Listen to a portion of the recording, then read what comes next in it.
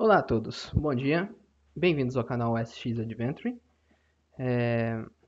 Eu gostaria de apresentar a vocês, conversar sobre o Snow Leopard em 2025, como eu uso ele, como esse sistema operacional de 2010 está sobrevivendo, tá? Está sobrevivendo. Primeiro, o que é necessário para poder rodar no Snow Leopard? Primeiro, é necessário ter uma máquina antes de 2011, tá? Ou até mesmo uma máquina pré-2011, pré e meados de 2011. Eu acredito que as máquinas final de 2011, elas já não suportam já o Snow Leopard, porque eu acho que elas vinham já com Lion, né? Mas sim, você tem que ter uma máquina compatível. O Snow Leopard é um sistema operacional que não é possível instalar em qualquer máquina, tá? Da Apple. Então, tenha em mente isso. E as máquinas de 2011, que são possíveis instalar, como o iMac, tá? Até mesmo as máquinas de 2010, como o Mac Pro que eu tenho, é necessário ter o CD de restauração, tá? Para poder ser instalado. O que você pode fazer é, se você tem um computador de 2008 ou 2009, que não é necessário fazer isso, tá? Seja um iMac de 2009, ou um MacBook, ou um MacBook normal, ou um MacBook Air, você consegue instalar o Snow Leopard nele normalmente, né, fazendo pendrive bootável, e aí você pega o HD e coloca no seu Mac Pro, no seu Mac 2011 e vai conseguir funcionar. Por quê? Porque esses equipamentos eles só têm suporte do Snow Leopard 10.6.4, considerando o iMac, e 10.6.7, considerando o Mac Pro de 2010, tá? Então eles têm essa necessidade. Se o Snow Leopard não está nessa versão, tá? 10.6.7, o Mac Pro não inicia ele. E se ele não está na versão 10.6.4, o iMac também não reconhece ele, tá? Então, se você pretende instalar para fazer os testes depois desse vídeo, tenha em mente isso, tá? É necessário ter a máquina ou o disco de restauração da sua máquina, ou até mesmo uma máquina separada de 2008 ou 2009, o qual você consegue instalar, até mesmo, não tem 2007, ao qual você consegue instalar, né, o Snow Leopard bootável e depois só transportar, né, fazer a cópia do HD para o outro, ok? Outro ponto é não utilizar o Snow Leopard como sistema principal. É um sistema de 2010, o último update de segurança para ele foi de 2016, se eu não me engano, tá? Então não recomendo utilizar ele como sistema principal, tá? Eu uso ele como um sistema assim meio que principal barra secundário, tá? Eu evito acessar as minhas coisas pessoais aqui 100%, né? Então eu tenho uma VM, ok, para isso, que eu vou falar um pouquinho mais a fundo, tá? Até por causa da incompatibilidade do WebKit aqui que a gente vai chegar lá, ok? Então o que é necessário para poder rodar nele? Já falei das máquinas. Também eu gostaria de salientar é que sem um devido software, tá? Que o nome dele é Aquaproxy, você não vai conseguir utilizar o seu Snow Leopard de uma maneira um pouco mais eficiente. Então, você precisa acessar o GitHub do Wolfgang Happy, dar uma olhada aqui, ok? No GitHub dele, que é o Aquaproxy. Ele era o desenvolvedor do Legacy Pack Proxy, né? Que era responsável por fazer a mesma coisa que o Aquaproxy vai fazer. A diferença aqui é que ele está preparado para lidar com alguns erros novos que apareceram, tá? Ao decorrer, por exemplo, a Apple desligou a autenticação do IMAP para esses serviços antigos. Então, sem o Aquaproxy, você não consegue se autenticar com o seu endereço de e-mail @iCloud aqui, tá? E vamos lá. Eu queria salientar a incompatibilidade também de software. Estamos usando um sistema operacional de 2010, tá? Então tem muito software que foi lançado para ele que não foram lançados para ele, tá? Alguns softwares até mesmo recentes. Por exemplo, o Balena é uma coisa bem boba, né? Um software para criar pendrive bootável não existe para o macOS Snow Leopard. Então tenha em mente isso, que você vai ter softwares que não vão existir, tá? E vai ter softwares que existem a versão mais antiga deles, só que é um pouquinho difícil de achar. Então você vai ter que dar uma pesquisada na internet, vai ter que dar uma corrida atrás para poder encontrar essas versões mais antigas para poder utilizar. Um exemplo disso é o VirtualBox e o VMware. tá? Eu tenho o VirtualBox, o VMware e o Parallels instalar na minha máquina. Só que o VirtualBox, um exemplo dele, eu não posso ir no site da VirtualBox e já pegar o primeiro download que está lá. Não, eu preciso dar uma caçada. Não é à toa que a versão que eu estou utilizando é a 4.3. E se eu não me engano, o VirtualBox hoje ele está na versão 7, cara, 7 ou 8 ou 10, eu não me lembro muito bem. Funciona bem, eu já tentei instalar um Linux mais recente, né, um Linux ou Windows mais recente no VirtualBox e funciona bem. O VirtualBox é um software incrível da Oracle, né, para virtualização de máquina, ele funciona muito bem, mas eu prefiro utilizar alguns outros softwares. Por exemplo, eu não acho que ele lida tão bem com a passada de mesa, né, que seria esse daqui, né, que seria essa troca de mesa aqui. Eu acho que ele não se lida muito bem, então eu gosto mais do VMware e do Desktop Parallels para poder fazer isso, tá? Que é os spaces, né, a utilização dos spaces, ok? Então vai ter essa questão de compatibilidade de software, então tenha isso em mente. Compatibilidade com softwares agora PowerPC, tá? Bom, compatibilidade de software. O Snow Leopard, ele é o sistema operacional Apple que traz a compatibilidade, né, juntamente com o Rosetta, a compatibilidade com software de arquitetura PowerPC, tá? PowerPC era uma arquitetura de processadores criado pela IBM que foi dada pela Motorola, pela Apple, até mesmo a própria IBM utilizava esses processadores nos tempos atrás, tá? Antes de 2006. E a Apple, não é à toa que o primeiro Macintosh, né? Ele teve o processador PowerPC Motorola 68K, tá? Então, quer dizer, era uma arquitetura de processador que a Apple usou até 2006. Em final de 2006 ou meados de 2006, teve o pré-Intel, né? Que foram os processadores Intel com arquitetura 32 bits, que veio presentes aí no MacBook Pro de 15 polegadas de 2006 e alguns outros MacBooks, tá? Eu falei ele porque é o que eu tenho aqui, tá?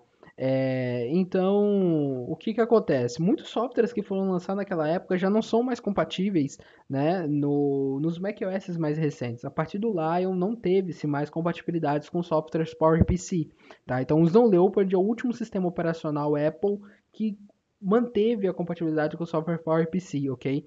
Então, por exemplo, aqui, ó, eu tenho um jogo chamado Dungeon Siege, tá? Esse jogo ele foi lançado para o PowerPC. E se eu não tivesse no Snow Leopard ou no Leopard, eu não conseguiria jogar ele, tá? Nos sistemas anteriores você conseguiria. Mas eu não conseguiria jogar ele por causa dessa arquitetura, tá? É, Então, graças ao Rosetta que está presente no Snow Leopard, a gente consegue utilizar, tá? Não é o Rosetta 2, o Rosetta 2 ele faz a conversão de processadores x86 para ARM, né, que são os processadores novos, o Apple Silicon. Mas o Rosetta 1 ele fazia a conversão do PowerPC para o x86, tá? Que são os processadores Intel. Então ele fazia meio que o inverso ali, tá? Então quer dizer, você conseguiria rodar, graças ao Rosetta, você consegue rodar ele, tá? Então tem muitos jogos que vieram, né, que são da época do PowerPC, por exemplo, o StarCraft, tá? O StarCraft 1, ele é um jogo de arquitetura PowerPC. Porém, eu sei que foi lançado pela Blizzard um StarCraft 1 gratuito para os macOS Usmith e em diante. Só que quem está utilizando o Maverick, quem está utilizando Lion, Mountain Lion, não vai conseguir usufruir do StarCraft 1 sem utilizar o Wine, por exemplo, tá? Então, ou até mesmo rodar através do Chip Shaver, que eu não prefiro muito usar. Então, utilizaria ali o StarCraft, ele está presente graças ao Rosetta 1, né? Que também está presente no Snow Leopard, tá? O Quake 3 também é um dos pontos. World of Warcraft também é um dos pontos, tá? Caso vocês não saibam, World of Warcraft Vanilla, Burning Crusade e Ray of the Lich King eram um jogo de arquitetura PowerPC. Na verdade, o Ray of the Lich King era um jogo já universal, né? Ele é um binário universal, então ele funcionava tanto no PowerPC quanto no processadores Intel, tá? Não era necessário Rosetta para poder rodar eles, ok? Porém, todavia, entretanto, tá? Depois disso foi descontinuado, obviamente, e aí tivemos, né, o Cataclismo como arquitetura Intel já pré-estabelecido, ok? Então, esses são os pontos. Eu estou utilizando o jogo como um exemplo, tá? mas a gente também tem softwares. Tem softwares que podemos usar como exemplo. Quais itens Apple, né, quais softwares Apple funcionam aqui, ok? Funciona. Bom, com o Aquaproxy instalado, você tem acesso ao e-mail, tá? Você consegue receber e-mails, ok? Você tem acesso ao iChat, tá? Com o iChat você cria uma conta no nina.chat, tá? Ou qualquer servidor AIM, tá? De chat, você consegue criar e você consegue subir o servidor aqui dentro do iChat. E aí ele se torna você pode usar ele normalmente. Eu tenho dois colegas aqui, são americanos, eu consigo conversar com ele. Isso não é tão famoso dentro do Brasil, tá? Pode ser também que eu não tenha procurado servidores brasileiros, eu de fato não procurei mesmo, mas seria interessante. Eu acho que essa forma de IAM ela é gostosinha de se usar, né? E, por exemplo, o NinaChat é um exemplo disso, é um servidor que ele te auxilia até mesmo você utilizar o seu MSN, tá? Você conseguir utilizar o MSN novamente, ok? Então, o iChat você consegue utilizar um servidor AIM para poder conversar, basta configurar ele, tá? O iCal, ok? O iCal, você consegue fazer a sincronização do iCloud com o iCal. Então, se você tem um dispositivo Apple mais recente ou mais antigo, você sobe uma agenda ou qualquer coisa, tipo, na sua máquina aqui no Snow Leopard, tá? Nas categorias aqui, você consegue você tem a sincronização ainda. Então, o mesmo que está aqui, vai estar também no seu iPad, no seu iPhone e no seu MacBook, tá? Então, a autenticação, a sincronização ainda funciona, ok? O iTunes, ele funciona em partes, você não consegue logar nele, mas você consegue baixar, né, assinar podcast, né? Assinar não, desculpa, baixar podcasts, você consegue baixar nele. Você consegue também acessar a área de jogos nele. Deixa eu colocar aqui para vocês verem. Aqui tá. Você consegue acessar a área de jogos nele. A iTunes Store, desculpa. Então, mas você não consegue fazer login, tá? Você não consegue fazer login. Isso daqui é interessante porque você não precisa, né, de fato, tem muita coisa, né, no iTunes. O iTunes ele funciona uma ferramenta padrão. Tá? A versão que a gente está usando aqui é a 11.4. Se eu não me engano, essa versão ela suporta o iOS, os iOS anteriores, né? O 1 até o 8, tá? Até o 8, se eu não me engano. Então, a autenticação com o seu dispositivo com iOS 18 acima do 8, tá? Não vai funcionar aqui. Então, você não consegue fazer sincronização, ok? É... Mas para o uso, por exemplo, eu tenho um iPad 2 com iOS 6, eu tenho um iPhone 4 com iOS 6 e quase eu utilizo eles como celular principal. Então, para mim acaba que eu não tenho problema com isso, entendeu? Não tem esses problemas, tá? Mas ele como ferramenta ainda funciona muito bem. Você consegue carregar suas músicas, tá? Você consegue carregar suas músicas, você consegue carregar seus filmes. Eu acho que eu não tenho nenhum filme adicionado aqui. Podcast também, você consegue baixar o podcast e ouvir ele, né? No caso aqui, por exemplo, o podcast da Mag Magazine, é só eu clicar na nuvenzinha e já consigo fazer a transferência do servidor da Apple para a minha máquina pessoal sem problemas nenhum. Funciona perfeitamente. O Genius, infelizmente, não funciona, tá? Não funciona, eu não cheguei a testar ele, tá? Ele sempre pede para atualizar para uma versão mais recente. Assim também quando você tenta logar na Apple, no iTunes, desculpa, ele vai falar para baixar uma versão mais recente também, tá ok? Então, deixa eu ver o que mais aqui relacionado à Apple. Assim, na época do Snow Leopard, a Apple ela prestava, né, dava um serviço em nuvem chamado Mobile.me. Esse serviço já foi descontinuado, não existe mais. Steve Jobs, no início de 2011, antes dele morrer, infelizmente, ele trouxe para nós 3 atualizações: o iOS 5, o OS X Lion e o iCloud, tá? Que foi o serviço de nuvem que trouxe a liberdade gratuita, né? Para todos os usuários Apple e até aqueles que não são Apple podem usufruir do iCloud, tá? Só fazer uma conta na Apple e pronto. Cria a conta gratuitamente, você tem 5 GB livres, né? E se você quiser aumentar mais, vai da sua preferência, tá? Então, nessa época aqui, você era até pago para você criar a sua conta, né? Você era pago para manter o seu serviço do mobile.me e a Apple achou que isso não é viável e criou o iCloud, tá? Se você está procurando um sistema mais antigo, né, leve e que, pô, cara, eu quero ter o iCloud, vai pro Lion, tá? Vai pro Lion, no Lion começou a ter o iCloud, como eu mencionei, ok? Já falamos do Sync com dispositivos Apple, tá? Navegação na web, cara, isso daqui é muito importante, tá? Hoje a gente tem dois navegadores mais recentes no Snow Leopard, tá? São apenas dois. O primeiro é o ArcticFox, tá? Ele é o mais recente. A última atualização que ele recebeu foi em abril de 2025. E o segundo, cara, que na minha opinião é mais usável, foi o Interweb. A última atualização dele foi em dezembro de 2024, tá? Já vai bater quase um ano sem atualização. Mas o que que acontece? O Interweb ele é um fork, tá, do Basilisk, que é um fork do Firefox, ok? Um navegador chamado Basilisk, você pode pesquisar no Google, você vai encontrar, tá? Compatível até com sistemas mais acima aí da Apple RM, ok? O ArcticFox, apesar dele ser mais atualizado, né, eu não consigo carregar alguns sites nele. Então, por exemplo, o GitHub aqui, do OneFunHappy, tá? Não vai carregar tão bem como, ó, você pode perceber, ó, ele não carrega tão bem, ele carrega rápido, mas ele não carrega tão bem quanto o Interweb, tá? Só que tem um problema do Interweb. O Interweb ele é muito pesado, galera. Ele é muito pesado, tá? Diferente do ArcticFox.